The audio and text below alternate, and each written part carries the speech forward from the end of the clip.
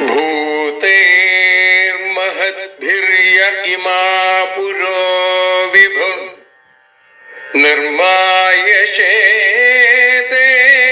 यदमूषु पूरुष भुङ्क्ते गुणान् षोडश षोडशात्मका सोऽलं कृषीष्ट भगवान् वचांसि मे।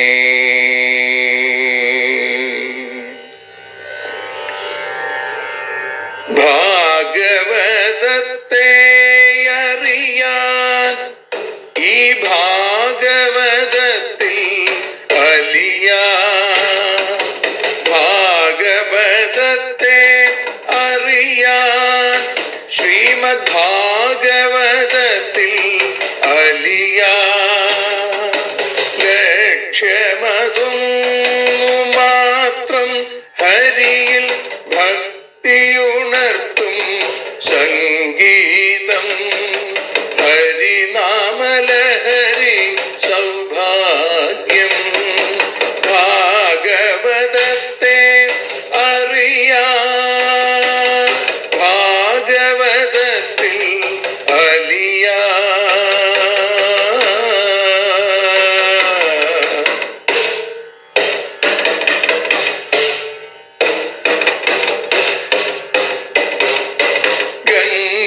ഗംഗാപതിയുടെ പുത്രൻ സുന്ദര ഗണനായകനോ തുണ ചെയ്യൂ. ഗംഗാപതിയുടെ പുത്രൻ സുന്ദര ഗണനായകനോ തുണ ചെയ്യൂ. വീണയിൽ സംഗീത സാഗരം തീർക്കുന്ന വാണീദേവിയും കാക്കേണേ എന്നിൽ ഭാഗവത കഥ നിറയേണേ. ഭാഗവതത്തെ അറിയാൻ ഭാഗവതത്തിൽ അലിയാൻ.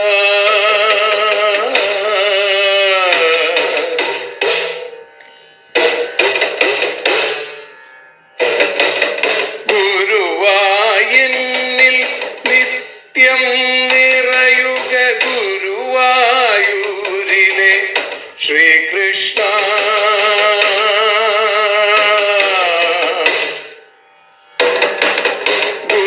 ഗുരുവായൂരിൽ നിത്യം നിറയുക ഗുരുവായൂരിലെ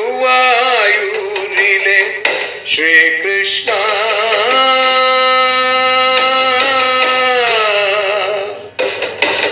ഹരേ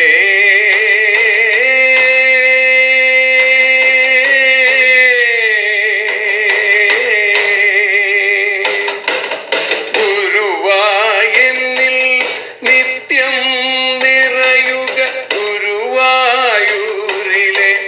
ശ്രീകൃഷ്ണ. കണ്ഠം തന്നിൽ ഗാനം നിറയാൻ കണ്ണാ നീ താൻ തുണയേകു. എന്നിൽ ഭാഗവത കഥ നിറയേണേ.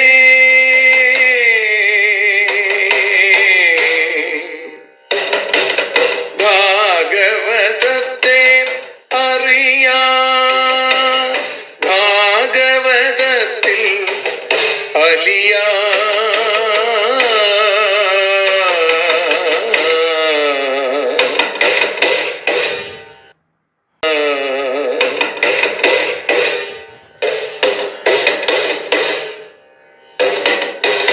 ആദ്യത്തെ ഗുരുവായൂരന്റെ അച്ഛനുപാദ നമസ്കാരം. ആദ്യത്തെ ഗുരുവായൂരനുടെ അച്ഛനുപാദ നമസ്കാരം. അമ്മിഞ്ഞപ്പാൽ മധുരം നൽകിയ അമ്മേ നീ വരമേകേണേ. എന്നിൽ ഭാഗവത കഥ നിറയേണേ.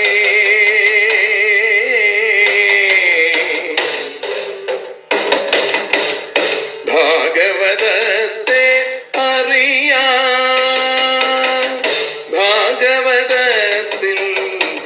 അലിയാ.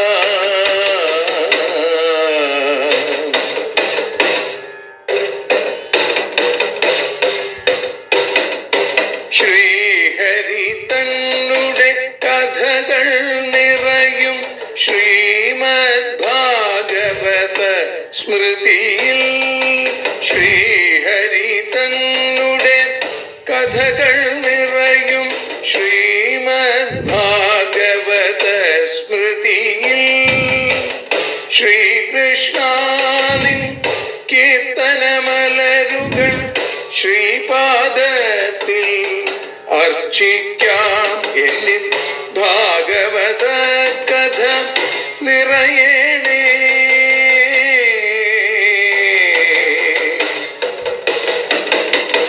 ഭാഗവതത്തെ അറിയാൻ, ഭാഗവതത്തിൽ അലിയാൻ. ലക്ഷ്യമതൊന്നു മാത്രം ഹരിയിൽ ലഹരിയുണർത്തും സംഗീതം. ഭക്തിയുണർത്തും സാഫല്യം. ഭക്തിയുണർത്തും സൗഭാഗ്യം. ഭാഗവതത്തെ അറിയാൻ,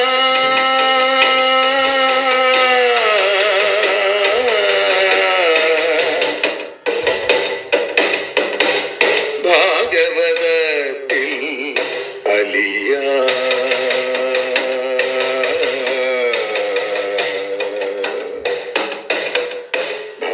ഭാഗവതത്തിൽ അലിയാൻ.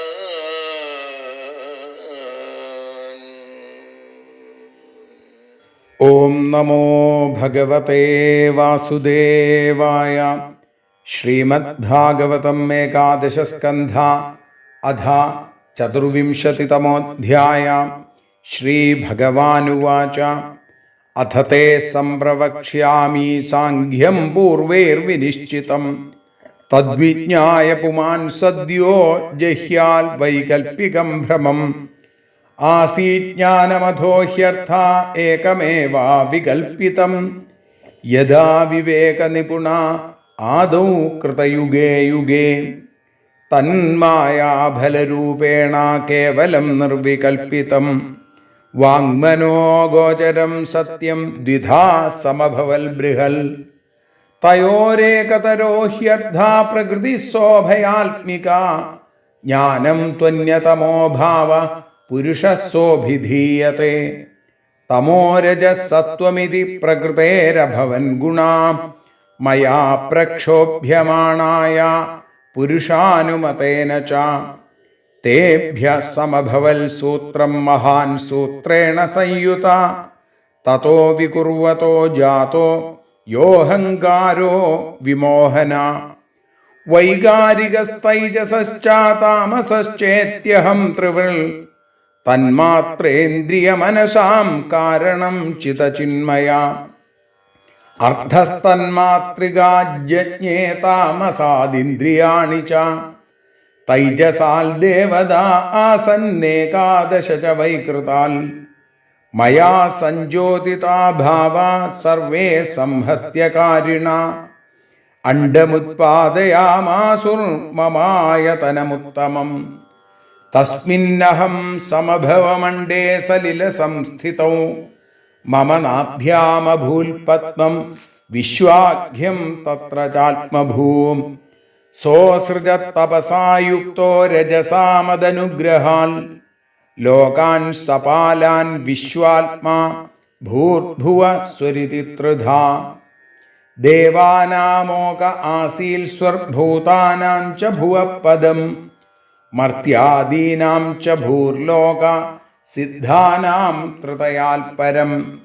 അധോസുരാണാം നാഗാനാം ഭൂമേരോകോസൃജൽ പ്രഭൂ. ത്രിലോക്യാം ഗതയഃ സർവാ കർമ്മണാം ത്രിഗുണാത്മനാം. യോഗസ്യ തപസശ്ചൈവ ന്യാസസ്യ ഗതയോ അമലാം. മഹർജനസ്തപഃ സത്യം ഭക്തിയോഗസ്യ മദ്ഗതി. മയാ കാലാത്മനാധാത്ര കർമ്മയുക്തമിദം ജഗൽ ഗുണപ്രവാഹ ഏതസ്മിന്നുന്മജ്ജതി നിമജ്ജതി അണുർബൃഹൽകൃശസ്ഥൂലോ യോ യോ ഭാവപ്രസിദ്ധ്യതി സർവോപ്യുഭയ സംയുക്ത പ്രകൃത്യാ പുരുഷേണ ച യസ്തു യസ്യാദിരന്തശ്ച സ വൈ മധ്യം ച തസ്യ സൻ വികാരോ വ്യവഹാരാർത്ഥോ യഥാ തൈജസ പാർത്ഥിവാം യദുപാദായ പൂർവസ്തു ഭാവോ വികുരുതേ പരം ആദിരന്തോ യദാ യസ്യ തൽസത്യമഭിധീയത്തെ പ്രകൃതിർഹ്യസ്യോപാദാനമാധാരപുരുഷഃ പരാ സതോഭിവ്യഞ്ജകകാലോ ബ്രഹ്മ തൽ തൃതയന്ദ്വഹം സർഗപ്രവർത്തത്തെ താവൽ പൗർവാപര്യേണ നിത്യശ മഹാൻ ഗുണവിസർഗാർത്ഥ സ്ഥിത്യന്തോ യാവദീക്ഷണം വിരാൺമയാ സാധ്യമാനോ ലോകകൽപ്പവികൽപക പഞ്ചത്വായ വിശേഷായ കൽപ്പത്തെ ഭുവനൈ സഹ അന്നേ പ്രലീയത്തെ മർത്യമന്നം ധാനാസു ലീയത്തെ ധാനാ ഭൂമൗ പ്രലീയന്തേ ഭൂമിർഗന്ധേ പ്രലീയത്തെ അപ്സു പ്രലീയത്തെ ഗന്ധ ആപശ്ച സ്വഗുണേ രസേ ലീയത്തെ ജ്യോതിഷി രസോ ജ്യോതിരൂപേ പ്രലീയത്തെ രൂപം വായൗ സ ച സ്പർശേ ലീയത്തെ സോപി ചാംബരേ അംബരം ശബ്ദതന്മാത്ര ഇന്ദ്രിയാണി സ്വയോനിഷു യോനിർവൈകാരിക സൗമ്യ ലീയത്തെ മനസീശ്വരേ ശബ്ദേ ഭൂതാദിമപ്യേതി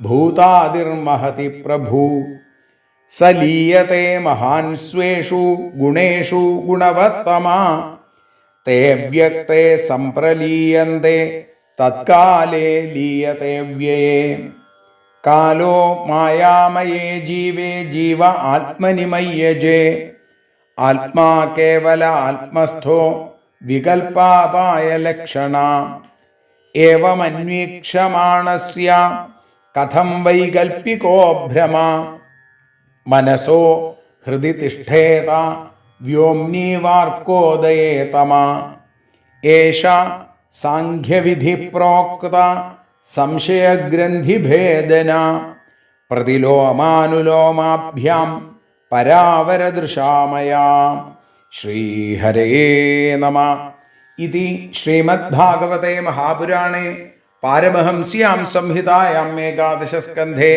സാഖ്യതത്വനിരൂപണം നാമ ചതുർവിംശോऽധ്യായ സർവത്ര ഗോവിന്ദനാമ സങ്കീർത്തനം ഗോവിന്ദ ഗോവിന്ദ സർവത്ര ഗോവിന്ദനാമ സങ്കീർത്തനം ഗോവിന്ദ ഗോവിന്ദ കസ്തൂരീതിലകം ലലാടഫലകേ വക്ഷസ്ഥലേ കൗസ്തുഭം നാസാഗ്രേ നവമൗക്തികം കരതലേ വേണും കരേ കങ്കണം സർവാംഗേ ഹരിചന്ദനം ച കലയൻ കണ്ഠേ ച മുക്താവലി ഗോപസ്ത്രീ പരിവേഷ്ടിതോ വിജയത്തെ ഗോപാല ചൂടാമണി. പൊന്നുഗുരുവായൂരപ്പൻ്റെ കൃപാകടാക്ഷങ്ങളെ കൊണ്ട് ഭഗവാന്റെ ഏകാദശി വൃശ്ചിക മാസത്തിലെ ശുക്ലപക്ഷ ഏകാദശി കഴിഞ്ഞ് ദ്വാദശിയുടെ പുണ്യം നിറഞ്ഞ ഈ ദിവസം ശ്രീമദ് ഭാഗവതം ഏകാദശ സ്കന്ധത്തിൽ ഉദ്ധവഗീതയെ അനുസ്മരിച്ചുകൊണ്ടിരിക്കുന്ന നമുക്ക് ഭഗവാന്റെ വാണികളായി സാഖ്യയോഗത്തെ പറഞ്ഞു തരുന്ന ഏകാദശ സ്കന്ധം 24-ാമത്തെ അധ്യായം അതാണ് പാരായണം ചെയ്ത് സമർപ്പിച്ചത്. അതിനെക്കുറിച്ചാണ് ഇന്ന് വിചാരം ചെയ്യുന്നത്. ഇവിടെ ഈ അധ്യായത്തിൻ്റെ തുടക്കത്തിൽ ഭഗവാൻ പറഞ്ഞു തുടങ്ങുന്നു, അധത്തെ സംപ്രവക്ഷ്യാമി സാഖ്യം പൂർവൈർവിനിശ്ചിതം തദ്വിജ്ഞായ പുമാൻ സദ്യോ ജഹ്യാത് വൈകൽപ്പികം ഭ്രമം.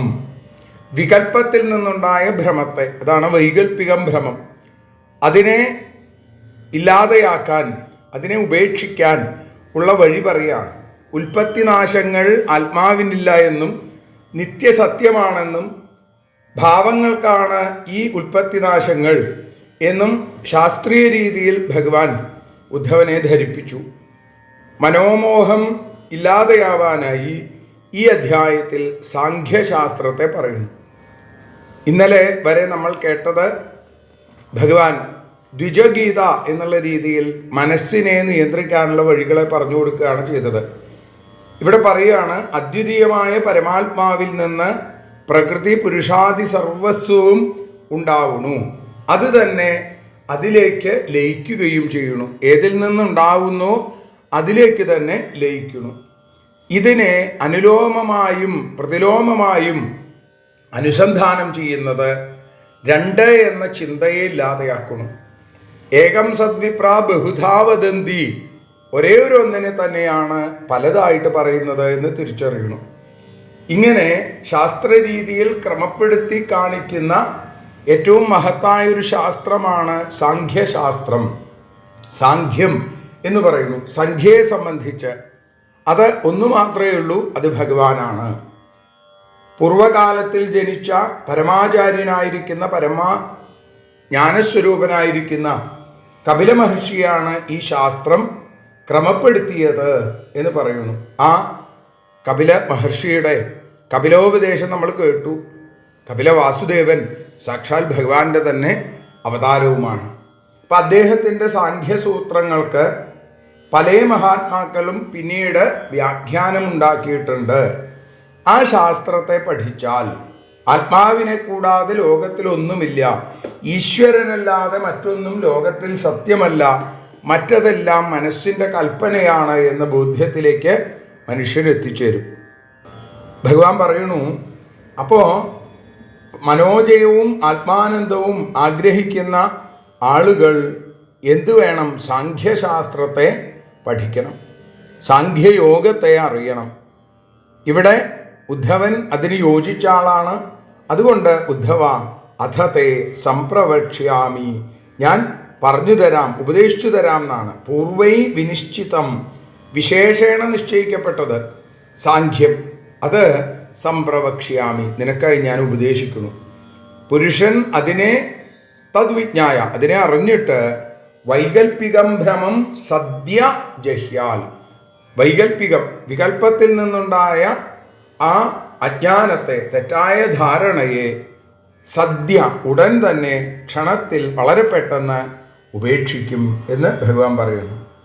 ആസീജ്ഞാനമധോഹ്യർത്ഥ ഏകമേവാ വികൽപ്പിതം യഥാ വിവേക നിപുണ ആദൗ കൃതയുഗേ യുഗേ.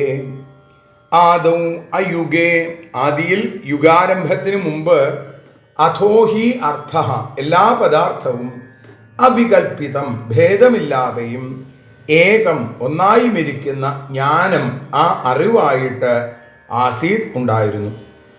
കൃതയുഗേ, കൃതയുഗത്തിലും വിവേക നിപുണാഹ, വിവേകം നല്ല പോലെ ഉള്ള ആളുകൾ യഥാ ആസൻ, എപ്പോഴുണ്ടായോ തഥാ, അപ്പോഴും ജ്ഞാനമുണ്ട് എന്ന് പറയുന്നു. സാഖ്യശാസ്ത്രത്തെ സംഗ്രഹിച്ചു പറയുന്നു, കാലദേശാദികളായ ഉപാധികൾക്ക് കീഴടങ്ങാതെ അപരിച്ഛിന്നമായ അവ്യയമായ അച്യുതമായ ആ പരമാത്മാവ് വ്യവഹരിക്കാൻ തക്ക ഒരു വസ്തുവല്ല എന്ന് ആദ്യം മനസ്സിലാക്കുക. എന്നാൽ അതിനെപ്പറ്റി പറയണമെങ്കിൽ എന്തു വേണം? കാലാദി വിഭാഗങ്ങളുടെ കൽപ്പന ആവശ്യമാണ്. ആ കൽപ്പനകളിൽ നിന്നും അതിക്രമിച്ചിരിക്കുന്ന അനിർവാച്യമായ, അനിർവചനീയമായിരിക്കുന്ന വസ്തുവാണ് പരമാത്മാവ് എന്ന് ബോധ്യപ്പെടുത്താൻ പ്രളയത്തിന് മുമ്പുള്ള ആ യുഗാരംഭത്തിന് മുമ്പുള്ള കാര്യത്തെ പറയുകയാണ്. വാഗ്വിഷയമല്ലാത്തതിനെ വാക്കിന് വിഷയമാക്കാൻ ശ്രമിക്കുന്നവർക്കും മനോവിഷയമല്ലാത്തതിനെ മനസ്സിന് വിഷയമാക്കാൻ ശ്രമിക്കുന്നവർക്കും ഉള്ള ബുദ്ധിമുട്ട് ഭഗവാന് തുല്യരായ ജ്ഞാനികളും ഉദ്ധവന് തുല്യരായ ജിജ്ഞാസുക്കൾക്ക് മാത്രമേ അറിയാൻ സാധിക്കുള്ളൂ. അതുകൊണ്ട് പരമാത്മസ്വരൂപത്തെ പറയാൻ ഭാവിക്കുമ്പോൾ പ്രളയപ്രസ്താവം എന്തിനാണെന്ന് നമ്മൾ സംശയിക്കേണ്ട. കാരണം സൃഷ്ടിയുടെ ആരംഭം കാലം എന്ന് വ്യവഹരിക്കപ്പെടുന്നു. അപ്പോൾ ആ കാലത്തിന് കൃതയുഗം എന്ന് പേര്. ഈ കൃതയുഗത്തിൽ, ആ കൃതയുഗത്തിനു മുമ്പ് പ്രളയത്തിൽ ഇപ്പോൾ കാണുന്ന സകല പദാർത്ഥങ്ങളും തീരെ നശിച്ചിട്ടില്ല, സൂക്ഷ്മരൂപമായിട്ട് ഭഗവാനിൽ ചേർന്നിരിക്കുന്നു. അപ്പോൾ അതുകൊണ്ട് അത് ഇത് എന്നുള്ള വ്യവഹാരത്തിന് വിഷയമായ നാമവും രൂപവും നശിച്ചിരിക്കുന്നത് കൊണ്ട് നശിക്കാത്തതും നശിക്കാൻ കഴിയാത്തതുമായ വസ്തുവിനെ ജ്ഞാനം എന്ന് പറയുന്നു. ഈ അറിവിന് പല രൂപങ്ങളും അംശങ്ങളും ഒന്നുമില്ല. ജ്ഞാനം ഏകമാണ്. അറിവ് അറിയുന്നവൻ അറിയത്തക്കത്. ഈ ഭേദം അപ്പോൾ ഇല്ല. ജ്ഞാനം ഒന്ന്. ആ ജ്ഞാനം അവികൽപ്പിതമാണ്. ഇങ്ങനെയുള്ള അറിവിൻ്റെ സ്വരൂപജ്ഞാനം എല്ലാവർക്കും ഉണ്ടാവില്ല. വിവേകശക്തിയുള്ളവർക്ക് മാത്രമേ ഈ ജ്ഞാനം ഉണ്ടാവൂ. ഈ ജ്ഞാനത്തെ ബ്രഹ്മേതി പരമാത്മേതി ഭഗവാനിതി ശബ്ദത്തെ. ഈ ജ്ഞാനത്തെയാണ് ബ്രഹ്മ എന്ന് പറയുന്നത്. സകല പദാർത്ഥങ്ങളും ഉണ്ടാകുന്നതും ലയിക്കുന്നതിനും അതിനു മുമ്പ് ഭേദഭാവനയ്ക്ക് അവകാശമില്ലാത്തത് കൊണ്ട് ഏതു വസ്തു സൃഷ്ടിക്കു മുമ്പുള്ള പ്രളയത്തിലും നശിക്കാതിരിക്കുന്നുവോ, ആ പ്രളയത്തിലും ലയിക്കാതിരിക്കണോ, സൂക്ഷ്മമായ നിലയിൽ എല്ലാ വസ്തുക്കളുടെയും അധിഷ്ഠാനമായിരിക്കുന്നുവോ, അത് ഭഗവാനാണ്. പ്രലയം ആണ്, പ്രകർഷേണയുള്ള ലയം. പ്രളയം എന്ന് പറയുമ്പോൾ നമ്മുടെ മനസ്സിൽ ഓടി വരുന്നത് വെള്ളം നിറഞ്ഞ ഒരവസ്ഥയാണ്. ഇപ്പം ജലത്തിൽ മുങ്ങിയിരിക്കണു എന്ന് മാത്രം കാണരുത്. പഞ്ചഭൂതങ്ങളെന്നല്ല, ബുദ്ധി, അഹങ്കാരം, മായാഗുണങ്ങൾ, ഇങ്ങനെ എല്ലാം തന്നെ മൂലജ്ഞാനമായിരിക്കുന്ന ആ ചൈതന്യത്തിൽ പ്രായേണ ലയിച്ചിരിക്കണു. ഈശ്വരൻ തന്നെ എല്ലാത്തിലും സ്വാത്മാവിൽ ന്യസിച്ച് യാതൊരു ഗുണങ്ങളെയും ഈക്ഷിക്കാതെ നിരീഹനായി പരമാനന്ദ ജ്ഞാനമായ സത്യം, സത്യം ജ്ഞാനമനന്തം അല്ലേ, സച്ചിദാനന്ദം തുരീയാവസ്ഥയിൽ അതാണ്. അപ്പോൾ അന്യ സർവസ്വവും സ്വജ്ഞാനസ്വരൂപത്തെ ലയിച്ച് ഏകമായ മൂലബ്രഹ്മമായി ഭഗവാൻ നിലനിൽക്കണു എന്ന് മനസ്സിലാക്കുക. തന്മായാഫലരൂപേണ കേവലം നിർവികൽപ്പിതം വാങ്മനോഗോചരം സത്യം ദ്വിധാ സമഭവൽ ബൃഹൽ. കേവലം നിർവികൽപ്പിതം, ഏകമായി വികൽപ്പിക്കപ്പെടാതെ, വാങ്മനോഗോചരം, വാക്കിനും മനസ്സിനും അഗോചരം ആയത്, വിഷയമല്ലാത്തത്, സത്യം നാശമില്ലാത്തത് ആയ ആ ബൃഹത്ത്, ആ ബ്രഹ്മം മായാഫലരൂപേണ കാണപ്പെടത്തക്കതും അതിനെ പ്രകാശിപ്പിക്കുന്നതും എന്ന രൂപത്തിൽ ദ്വിധാ സമഭവൽ, രണ്ടായിട്ട് മാറി. ഏകമായി ഒരു കൽപ്പനയ്ക്കും വിഷയമല്ലാത്ത, വാക്കുകൊണ്ട് പറയാൻ സാധിക്കാത്ത, മനസ്സുകൊണ്ട് ഊഹിക്കാൻ സാധിക്കാത്ത, ഏതു കാലത്തും നശിക്കാത്ത, അതുകൊണ്ടാണ് സത്യം, ബ്രഹ്മസത്യം എന്ന് പറയുന്നത്. ആ ബ്രഹ്മം ദൃശ്യമെന്നും ദൃശ്യത്തെ പ്രകാശിപ്പിക്കുന്നത് എന്നും ഉള്ള രൂപത്തിൽ രണ്ടായി മാറി. ഇപ്പം ദൃശ്യത്തെ ജഡമെന്നും അതിനെ പ്രകാശിപ്പിക്കുന്ന വസ്തുവിനെ ചിത്തം എന്നും പറയും. ചിത്ത ജഡം ഈ രണ്ട് വിധത്തിൽ ഏകമായ ജ്ഞാനം വ്യവഹാരത്തിന് കാരണമായി മാറി എന്നാണ്. തയോരേകതരോ ഹ്യർത്ഥ പ്രകൃതി ശോഭയാത്മിക ജ്ഞാനം ത്വന്യതമോ ഭാവ പുരുഷ ശോഭിധീയത. തയോ അവരുടെ മധ്യത്തിൽ, ആ രണ്ടിൻ്റെയും മധ്യത്തിൽ ഏകതരഹ അർത്ഥ ഒരു ഭാവം, ഉഭയാത്മിക ചിജ്ജട സ്വരൂപം, ചിത്തും ജഡവുമായിട്ടുള്ള സ്വരൂപമുള്ള പ്രകൃതി, അന്യതമഹ പ്രകൃതിയും മറ്റേ ഭാവം ജ്ഞാനം ചൈതന്യമെന്നും അഭിധീയത്തെ സ പുരുഷ, അത് പുരുഷനാണ്. രണ്ട് വിധമായി മാറിയ ആ അംശങ്ങളിൽ കാര്യമായും കാരണമായും ഭവിക്കുന്നതിന് സാമർഥ്യമുള്ളത് പ്രകൃതിയാണ്. ഇതാണ് ദൃശ്യം. എന്നാൽ ഈ ദൃശ്യത്തെ കാണിച്ചു തരുന്നതോ മറ്റേ അംശം കേവലമായ ചൈതന്യമാണ്. ഇതിനെയാണ് പുരുഷൻ എന്ന് പറയുന്നത്. ഈ പുരുഷനാണ് ദൃശ്യത്തെ ദർശിക്കുന്നവൻ, നിത്യസാക്ഷി, ഈശ്വരൻ. അപ്പോൾ മായോപാധികനായതുകൊണ്ട് പുരുഷൻ എന്ന് പറയപ്പെടുന്നു. ആ ഉപാധി തന്നിൽ ലയിച്ചിരിക്കുന്ന ശക്തി തന്നെയാണ് എന്ന് മനസ്സിലാക്കുക. തമോ രജ സത്വമിതി പ്രകൃതേരഭവൻ ഗുണാഹ മയാ പ്രക്ഷോഭ്യമാണായ പുരുഷാനുമതേന ച എന്ന് പറയും. പുരുഷാനുമതേന, പുരുഷൻ എന്ന് പറയപ്പെടുന്ന മയ, എന്നാൽ പ്രക്ഷോഭ്യമാണായ, ക്ഷോഭിപ്പിക്കപ്പെട്ട പ്രകൃതിയിൽ നിന്ന് തമസ്, രജസ്, സത്വം എന്നീ ഗുണങ്ങൾ അഭവൻ, ഗുണാഹ അഭവൻ, ഗുണങ്ങൾ ഉണ്ടായി. പുരുഷൻ എന്ന പേരിന് അർഹനായത് ആരാണ്? ഞാൻ തന്നെയാണ്. എൻ്റെ സന്നിധാന വിശേഷം കൊണ്ട് പ്രകൃതിക്ക് സംക്ഷോഭമുണ്ടായി. എന്നോടുകൂടിയുള്ള ചേർച്ചയിൽ പ്രകൃതിക്കുണ്ടായ ഭാവവിശേഷങ്ങൾ 3 തരത്തിലുള്ള ഗുണങ്ങളായി, 3 തരത്തിലുള്ള വികാരങ്ങളായി: സത്വം, രജസ്, തമസ്. അപ്പോൾ ബ്രഹ്മത്തെ സമാശ്രയിച്ചിരിക്കുന്ന ശക്തി വിജൃംഭിച്ചു. അതിനെയാണ് പ്രകൃതി എന്ന് പ്രത്യേകമായിട്ട് പറഞ്ഞത് എന്ന് മനസ്സിലാക്കുക. അപ്പോൾ പ്രകൃതി പുരുഷന്റെ ശക്തിവിശേഷം തന്നെയാണെന്നും പുരുഷനോ പ്രകൃതിയുടെ വികാസത്തിനും സങ്കോചത്തിനും അധിഷ്ഠാനമായിരിക്കുന്ന കാരണമായിരിക്കുന്നതാണ്. അപ്പം ഇത്രയും മനസ്സിലാക്കി കഴിഞ്ഞാൽ ഇനി പറയാൻ പോകുന്ന കാര്യങ്ങൾ കുറേശ്ശെ നമുക്ക് മനസ്സിലാവും. അതിന് വലിയ പ്രയാസം ഉണ്ടാവില്ല. അതുകൊണ്ടാണ് ഭഗവാൻ ആദ്യത്തിൽ ഇങ്ങനെ പറയുന്നത്. സാഖ്യശാസ്ത്രത്തിൻ്റെ അടിത്തറ ഈ 5 ശ്ലോകങ്ങളെ കൊണ്ട് ഭഗവാൻ പറഞ്ഞു വെച്ചു. ഇനി 6ാമത്തെ ശ്ലോകം മുതൽ നമുക്ക് നാളെ അനുസ്മരിക്കാം. ആ ഭാഗത്തിൽ സാഖ്യശാസ്ത്രത്തെക്കുറിച്ച് ഭഗവാൻ കൂടുതലായിട്ട് വ്യാഖ്യാനിച്ച് ഉദ്ധവന് പറഞ്ഞു കൊടുക്കുന്നതായിട്ടുള്ള രംഗമാണ്. അതൊക്കെ നാളെ ഭഗവാൻ വേണ്ട പോലെ നമ്മളെ കൊണ്ട് പറയിപ്പിക്കട്ടെ, വേണ്ട പോലെ കേൾപ്പിക്കട്ടെ. ഇന്ന് ഭഗവത്പാദങ്ങളിൽ സമർപ്പിക്കുന്നു. സർവത്ര ഗോവിന്ദനാമ സങ്കീർത്തനം. ഗോവിന്ദ ഗോവിന്ദ. ഹരി ഓം. ആരതിയൊഴിയുന്നു ഞങ്ങൾ ആരതിയുണ്ടാവാൻ ഹരിപാദേ രതിയുണ്ടാകാൻ ആരതിയൊഴിയുന്നു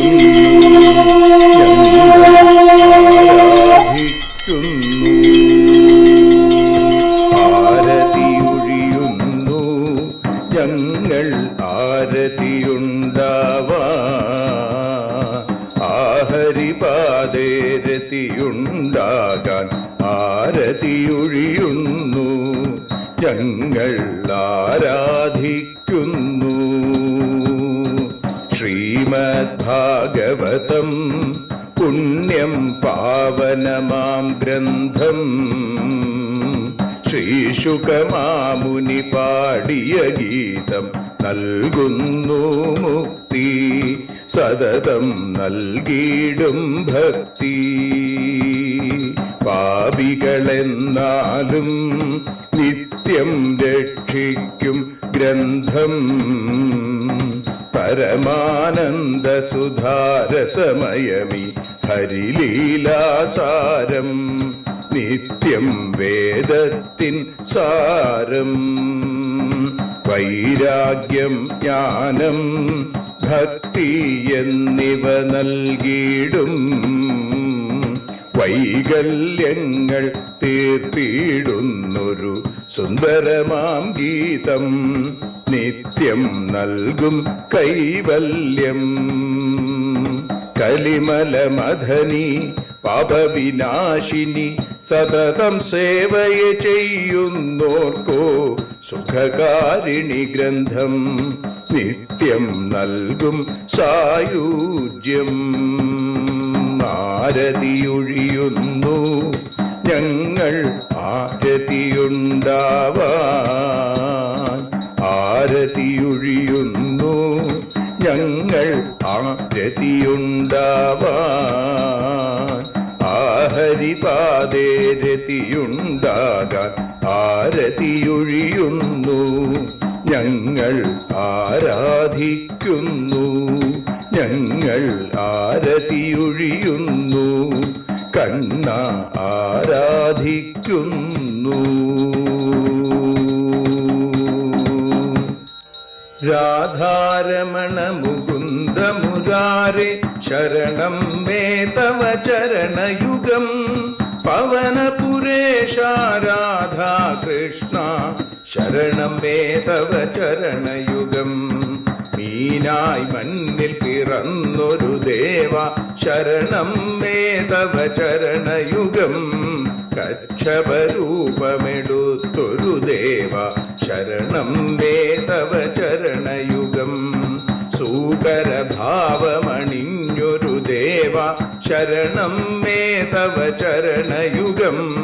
നരഹരി രൂപമെടുത്തൊരു നാഥ ശരണം മേ തവ ചരണയുഗം. വാമനനായി വിളങ്ങിയ ദേവ ശരണം മേ തവ ചരണയുഗം. ഭാർഗവരാമനതായൊരു ദേവ ശരണം മേ തവ ചരണയുഗം. ദശരഥനന്ദനായൊരു ദേവ ശരണം മേ തവ ചരണയുഗം. ബലമേറുന്നൊരു രാമനാഥ ശരണം മേ തവ ചരണയുഗം.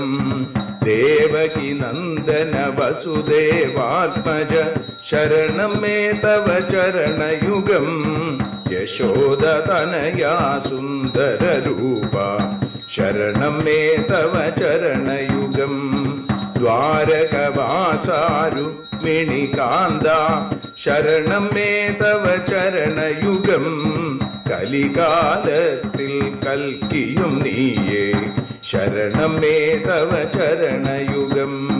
രാധാരമണ മുകുന്ദ മുരാരെ ശരണം മേ തവ ചരണയുഗം. പവനപുരേശ രാധാ കൃഷ്ണ ശരണം മേ തവ ചരണയുഗം. ചോറ്റാനിക്കര വാഴും ദേവി ശരണം മേ തവ ചരണയുഗം. സാംബ സദാശിവ ശംഭോ ശങ്കര ശരണം മേ തവ ചരണയുഗം. ഹരിഹരപുത്ര ആശ്രിതമിത്ര ശരണം മേ തവ ചരണയുഗം. സദ്ഗുരുനാഥ ഗുണപരിപൂർണ ശരണം മേ തവ ചരണയുഗം. മൂഷിക വാഹന മോദകഹസ്ത ശരണം മേ തവ ചരണയുഗം. ഭക്തജനപ്രിയ ഭാഗവത പ്രിയ ശരണം മേ തവ ചരണയുഗം. രാധാരമണ മുകുന്ദ മുരാരെ ശരണം മേ തവ ചരണയുഗം. ഗുരുപവനപുരേശ രാധാകൃഷ്ണ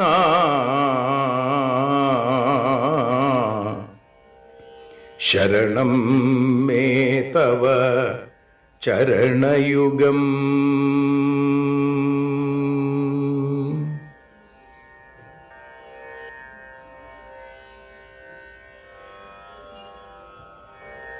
യദക്ഷരപദഭ്രഷ്ടം മാത്രാഹീനം തു യദ്ഭവേൽ തത്സർവം ക്ഷമ്യതാം ദേവ നാരായണ നമോസ്തുതേ.